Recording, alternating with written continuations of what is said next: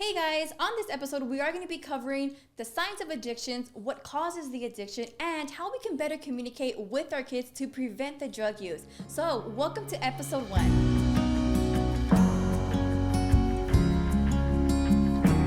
Hi everyone, my name is Samantha and I work with Miss Key Treatment Center, and you're now listening to the Seeds of Recovery podcast. We have Mr. Ruben Garcia here with us. What's up, Sam? How are you doing, sir? Good. You look cool. Thank you. So do you want to tell us about a little bit more of, I guess, how you can see the addictions start? What causes it? Yes. Something like that? Yeah, exactly. Okay. You want me to help you? Okay, cool. Well, it has different reasons. I mean, we've been working with addictions population for a long time, right? But I think it kind of, one of the contributing factors that I've noticed is parents, when they fail to monitor, like fail to be around their kids and see what they're doing.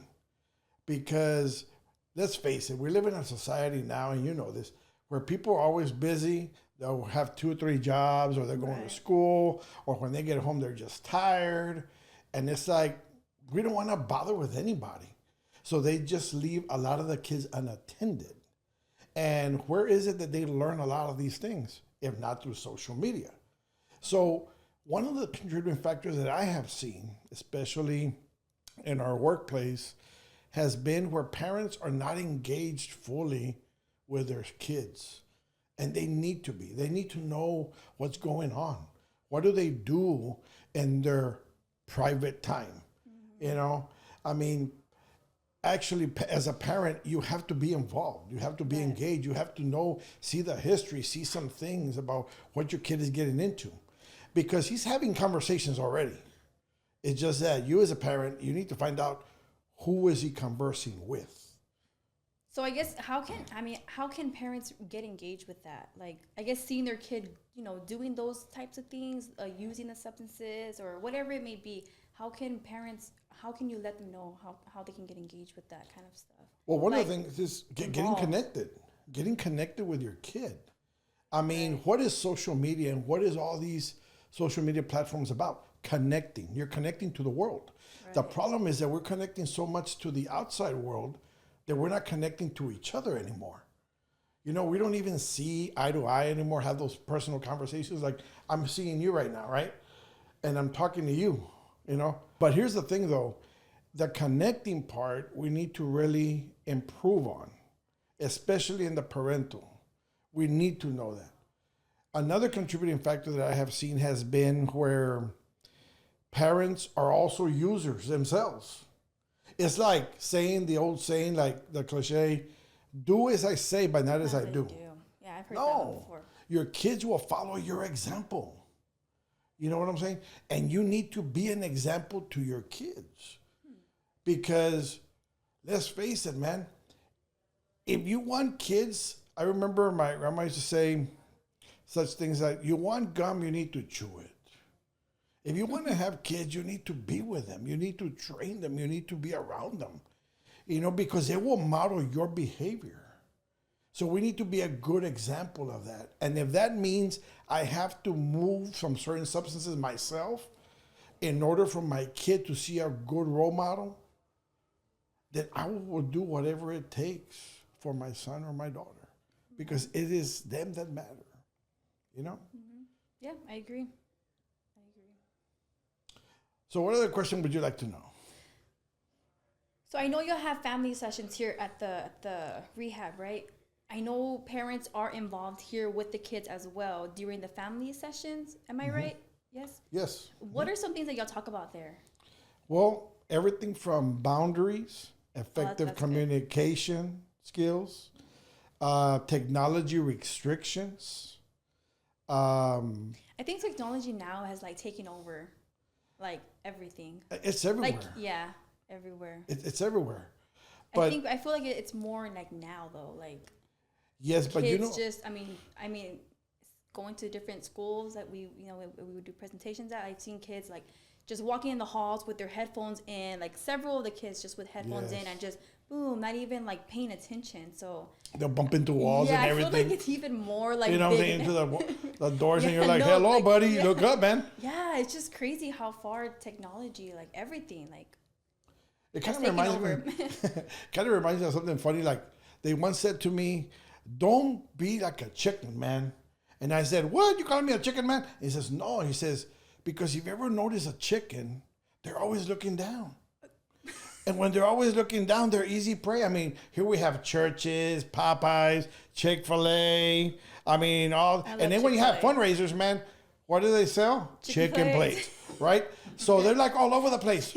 So it's like you can go into a school today and they will never see you because everybody's like in a chicken mode, per se, looking down at their devices. Their devices have almost... It feels like you develop a relationship with your phones. And now people are getting very creative. And the reason why we challenge parents to be involved in looking into what their kids look into in their social media platforms and their phones and all that, because there's ways of communicating now through emojis concerning drugs. If they want to buy certain drugs, if they want to, how much...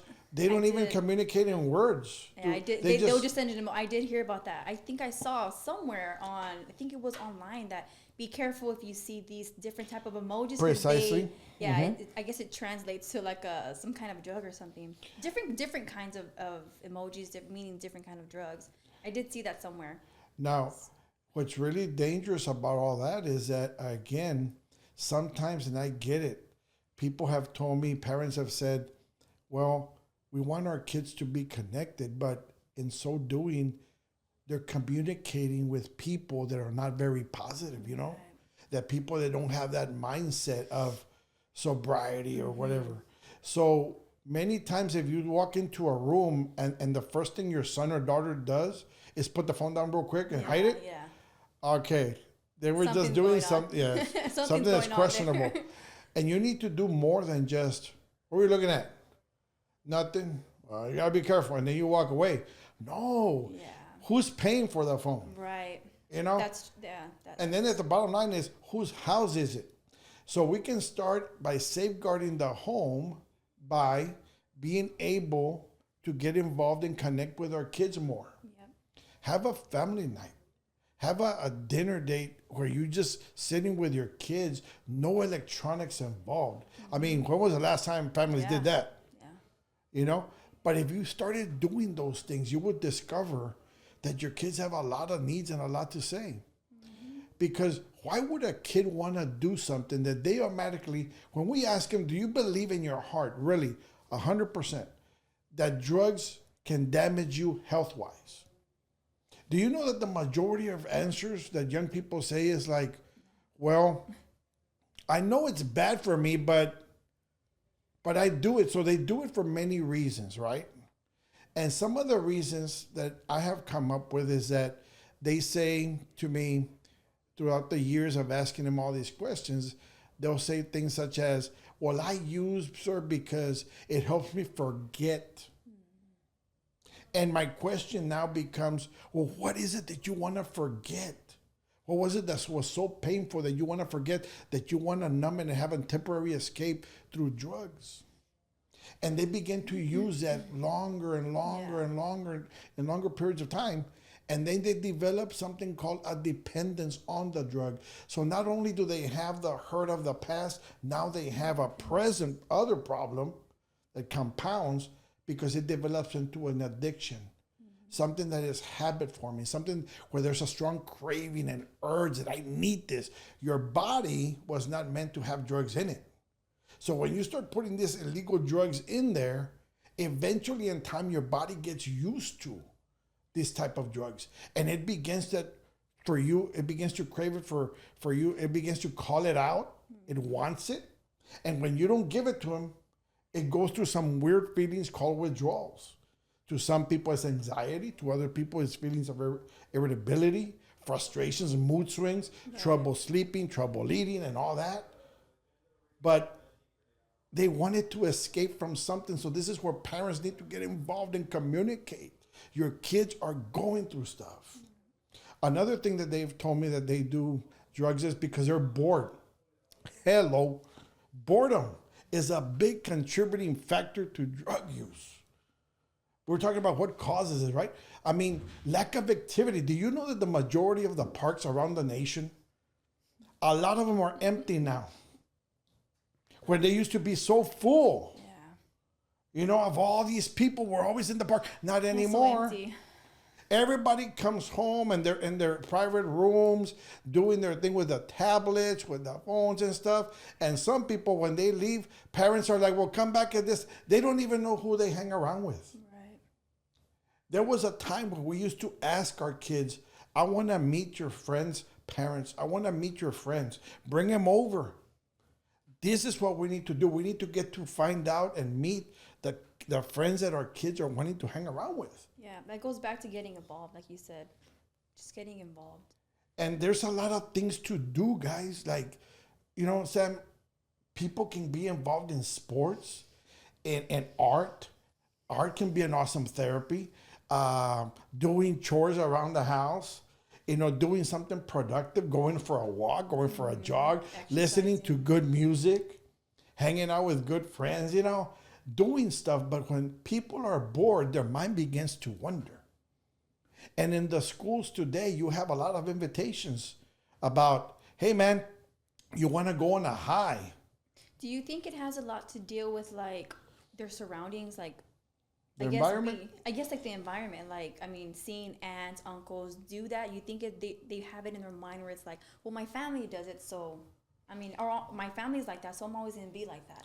Family history. Maybe having those thoughts, like, Yes. maybe it gets them discouraged, or maybe thinking there's nothing good out there for them, or thinking they can, you know, be this or be that. Take, for example, when people go out and visit family.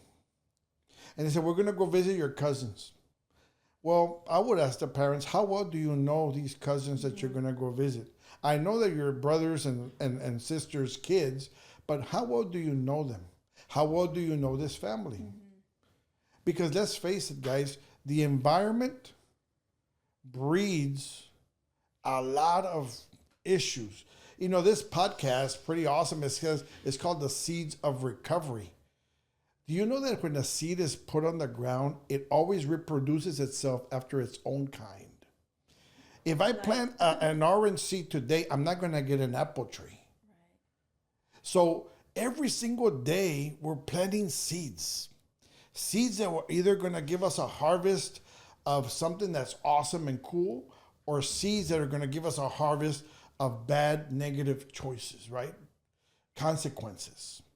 So we need to find out, because a family history of substance use is very, very important, and it contributes a lot to why people use. I've heard many stories, and I know that you've gone with me to the schools, and we've heard it all over all the time that, so I started using because my cousin, introduced me to it. Yeah. I started using it because my brother, my sister, or my uncle was the one that introduced me to it. Yeah. And it's like, I'm thinking to myself, where are the adults here, man? So how can you, like, I guess not get away, but how can you help yourself in a situation like that? Well, like, just thinking about it, like me, I mean, I'm thinking about myself, that if I were in a situation where my family or my cousins, my sisters, siblings were involved with all that kind of stuff, I mean, how can I help myself with that? Well, for example, again, going back to the boredom, is in school, are you involved in any extracurricular activity at all? Right. Some kids will say, I don't like to be involved in sports, or I don't like nothing. There's something that you do like. We need to find out what they do like and find some positive things. Yeah, because I tell parents, you have a phone, you're in social media all the time. Why don't you look up certain things that are alternatives or good, healthy, sober activities for your teenager to be involved in? And you're going to have a big list of things to do. And you just have to go through them. And many of them, they don't even cost you a penny. But you can actually do something with your kid. Because at the end of the day, remember, whose kid are we talking about? The parents, right? We're talking about your kid. And you need to be involved with your kid. Because if you're not involved with your kid, trust me, somebody else will be involved with your kid. Studies have shown that parents that are very involved with their kids in extracurricular activities and having maybe family meetings and having family activities at least once or twice a week in the home minimizes the ability for a kid to be exposed to drug use because he has a very good support system at home. Which leads me to this. We need to learn to support our kids in a very healthy manner. Yeah. I've heard many parents tell me, here's my kid, fix him. And I tell them, hey, buddy, I didn't have him. You did. Right. You know what I'm saying? I'm gonna show him where the exit door is at. That's good. But I'm not gonna pick him up and take him there. I'm gonna show him how to get up and get there. Because this is what parents are supposed to do. Train up a child. Spend time with, give him direction, support, get involved. How many kids have we sat down with in different cities across our Rio Grande Valley, right? That have said, I'm best sir, my mom, my dad, they never spent time with me. I'm always alone. And they're longing for that connection. And what connects them? Social media does, right? But what do they find in social media? How the partying lifestyle is a very cool, awesome lifestyle. What they don't show you, though, is the other side of the coin. The behind the scenes. The people are losing their homes, their marriages. They're losing their kids. They're losing money. They're losing their sanity because of drugs. Drugs is a killer. It's a thief. Addiction, once you get hooked, oh man. I remember growing up and experimenting with several drugs and doing this and that. And I remember it gave you a feeling of euphoria, a feeling of like, oh man, this is awesome. But what it created though was a lot of insecurity. It created a lot of anxiety. It didn't help me become a better man. It didn't help me give me benefits to become a better person. I've always asked a question, what has drugs really, and this is a good question to ask, what is drugs really, how has it made you a better person, and what are the benefits of drugs, of using drugs? Ready? Go. And I've asked this to people outside in the free, like people inside of detentions and all that, incarcerated. I've said, please give me all the benefits and how it's made you a better person. Go. And they're thinking about it. And 95 to 99% of the time they say, nothing. And then I tell them, can you please, just for me to know, and please be honest, what are some of the consequences that have come about your life because of using drugs? A lot. And oh my God, they begin to answer Sam so quickly, like, oh my God, where do you want me to start, bro? Yeah. Well, look, first of all the money I spend, man, nobody trusts me in my family, bro. I mean, Jesus, man, I got problems with the law. I started making problems. I mean, my academics, my school, my grades started going down. Mm-hmm. I mean, oh my God. And I said, what's 2 plus 2? And they say 4. How about 4 plus 4? They say 8. And I said, well, what's 8 plus 8? Well, 16. And then I tell them, I'm going to give you a challenging one. What's 16 plus 16? 32. And I tell them, great, you're smart. So now answer me this. Why is it that somebody smart like you would continue to do something that has no benefits whatsoever, but has all these consequences that you just mentioned? And sometimes I get that little out to lunch look, Mic drop. Yes. That says, I don't know, sir. I mean, I'm just trying to fit in. I'm trying to fit in. They have this identity that they want to fit in somewhere, not knowing that when they were born, they already fit in, man. They're already awesome. But it's amazing how many times society can make a person feel so ugly when they're beautiful. And that's the lie. That drugs can come into your life and make you better, give you a better time. That if you're not doing drugs, you're not cool. Man, if you're doing drugs, it is a slow suicide. It's killing you. And we need to get involved. In the schools, we need to be involved in the schools, like in the extracurricular activities. Push your children, man. Discover, give them personality tests.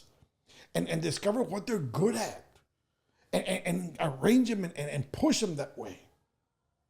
Because if you don't, and you give them a lot of time on their hands, a lot of time to think, they're going to get into problems.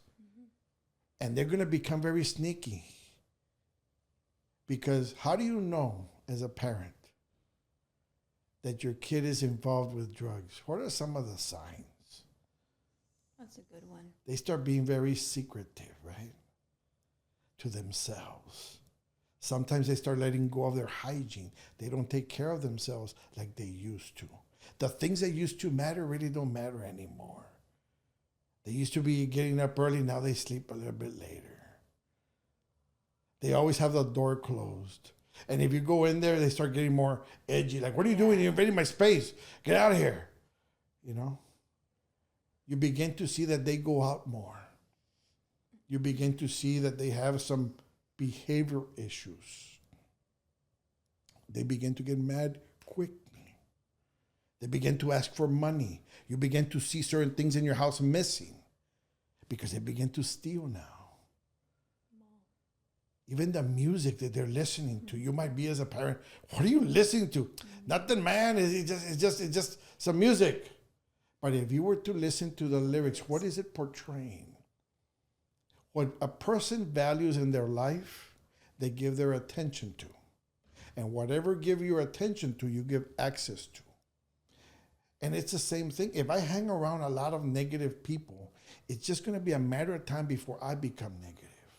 If I listen to a lot of music that has a lot of negativity about promiscuity or doing drugs and partying, the partying lifestyle, it's just going to be a matter of time before I begin to believe that I can do this.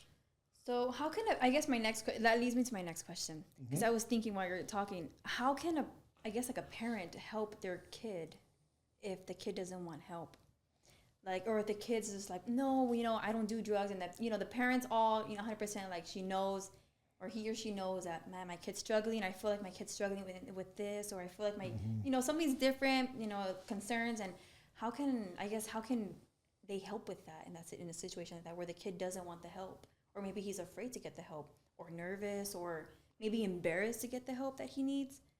How can I don't know if you? I'm asking because That's a good question. A lot of when I speak to the kids, I mean, a lot of them, they are embarrassed or ashamed, or what are my uncles gonna think? What is my cousin get? What are they all gonna think? Like, so it's like, how can we help someone like that? Like, but that doesn't want any help. That doesn't want to get the help due to that, like being I don't know, being discouraged or embarrassed or ashamed or. I remember asking a parent one time. I said, "Do you have a key to your house?"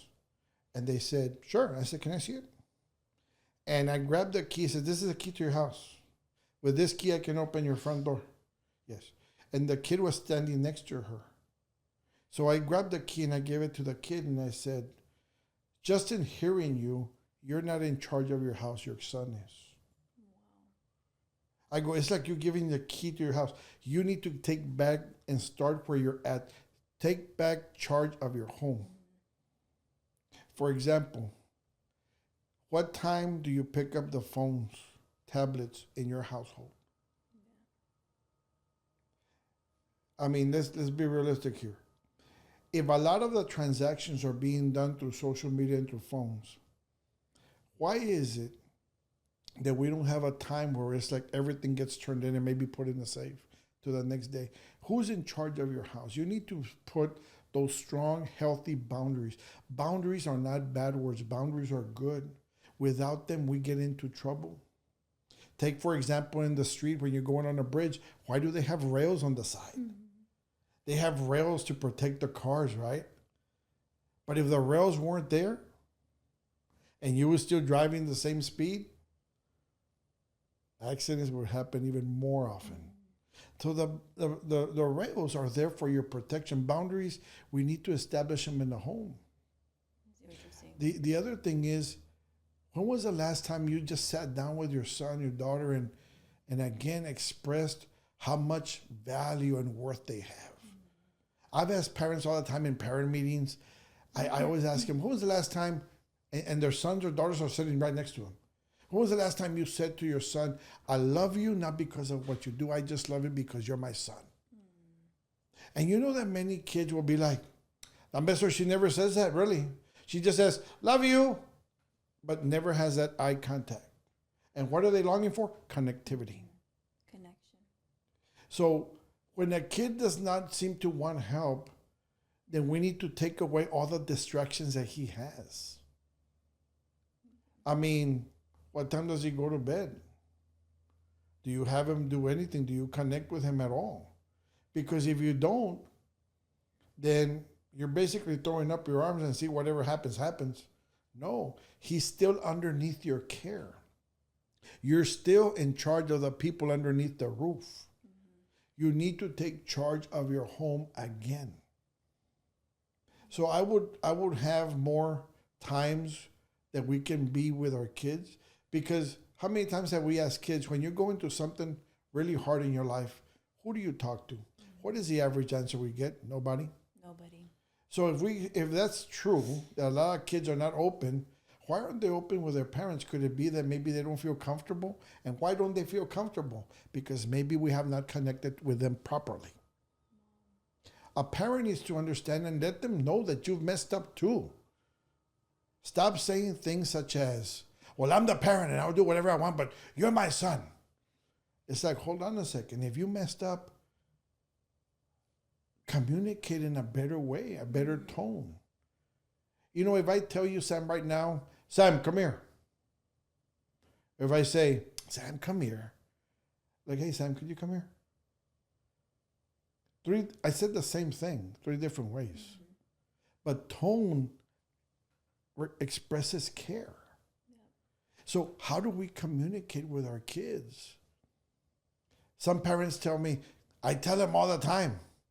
Yeah, but how do you tell them? Do you talk down to them? You see, if you want them to connect with you and be open with you, because we're seeing it all the time, Sam. Mm-hmm. These kids are awesome and they don't want to die. They want to have a good life. But they're going through some issues sometimes that need attention. And we need, as parents, we need to pay attention to what they're going through.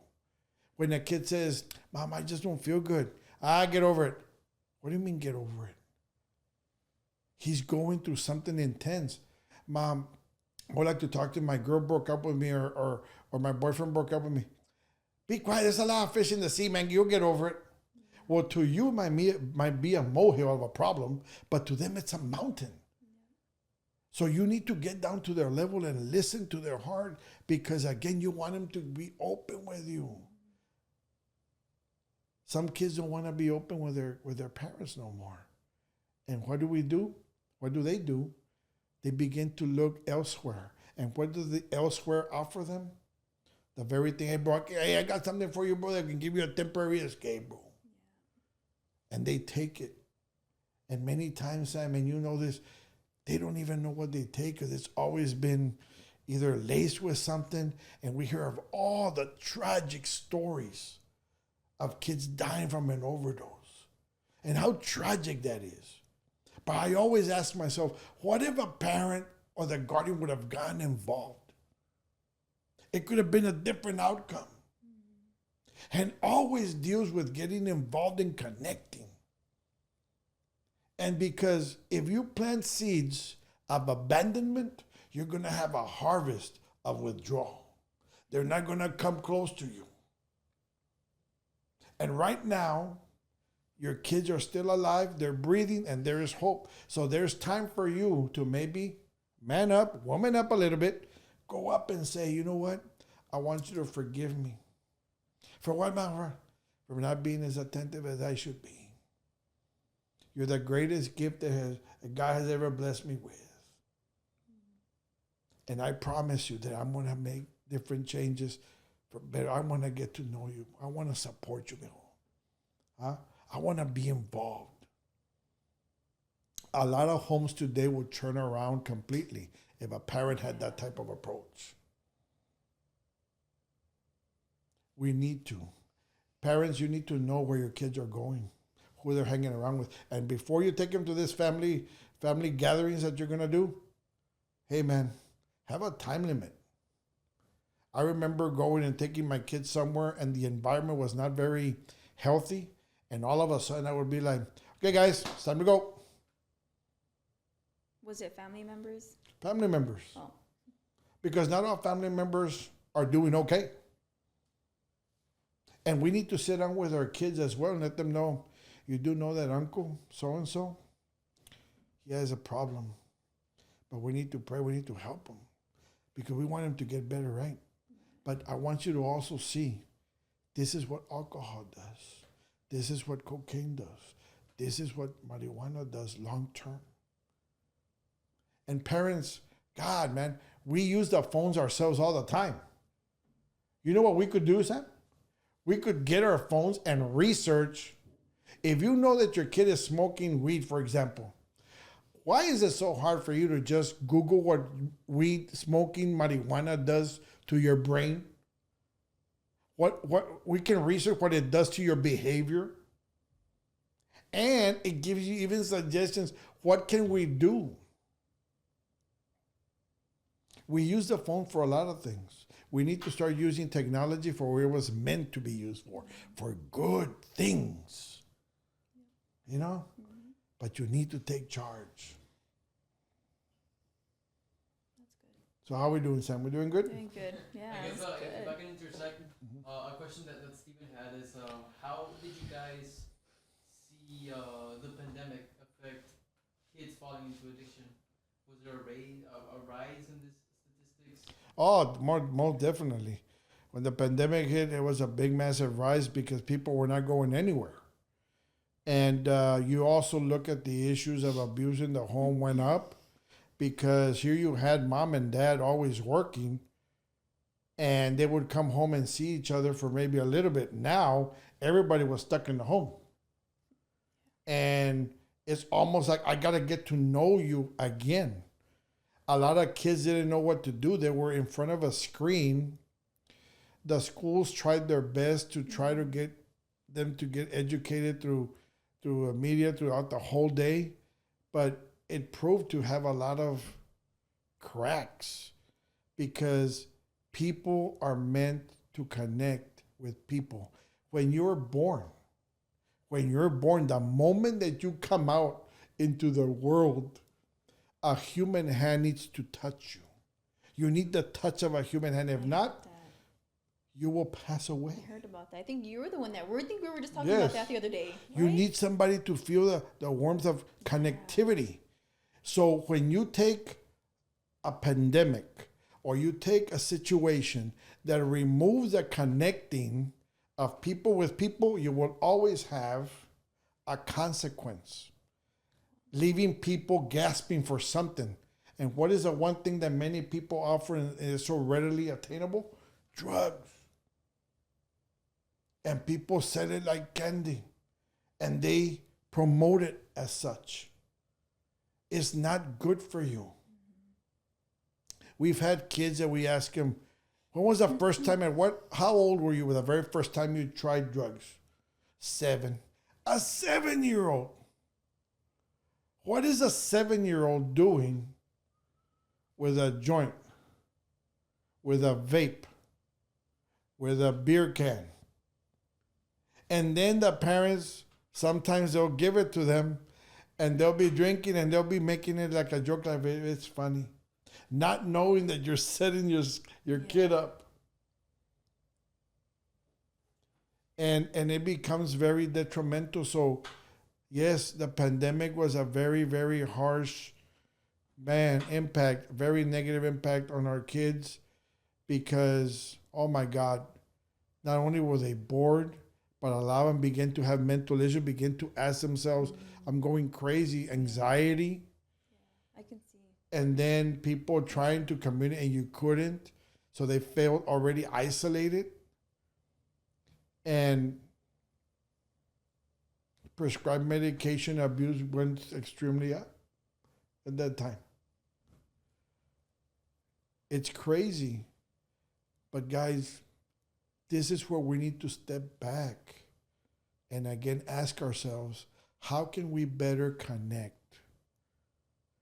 with the people that we're entrusted with to love, to nurture, to lift up, and to one day have them graduate and then go to college and be right there to support them. That right there is the goal. Yeah. Not the one of having somebody else raise your kid. No, you had them. Mm-hmm. That's why programs like Mesquite Treatment Center and others like it throughout the valley. We're here to help people on the tough questions that we're asking, because we don't know. Everybody went to school to study history and English and math teacher and other things, a lot of different degrees for a lot of things. But there was no degree or no class that would be taken how to become a better parent. So many times parents parent the way they were parented. But if they came from a bad environment or a bad parenting experience, they tend to carry on that to the next generation. And we need to stop it. And we can. Because what can we do? We can learn from our past mistakes of others and start doing better choices today. And talk more to our kids. Because when they're going through something, watch what they write. If they have a social media platform, go into it, man. Who are their friends and what is it that they have in their social media? They'll tell you a lot about what they're into. But for that, a parent needs to become knowledgeable and encourage all that. Man, Sam, it was awesome talking to you today. Thank you, sir. You're awesome, Thank man. you. Thank you for sharing all of that. It was really good. Yeah. And you know what? This is our very first podcast It is, right? for Seeds of Recovery. Yeah, it was good. But there's going to be a lot more. A lot more awesome topics that we're going to be talking about. Yes. So, on behalf of Ruben Garcia, what? and Miss Samantha. Samantha Solis. Come on, recently married over here. Miss Samantha Solis. I want to say thank you so much for listening to the Seeds of Recovery podcast. Yes. And we'll see you next time.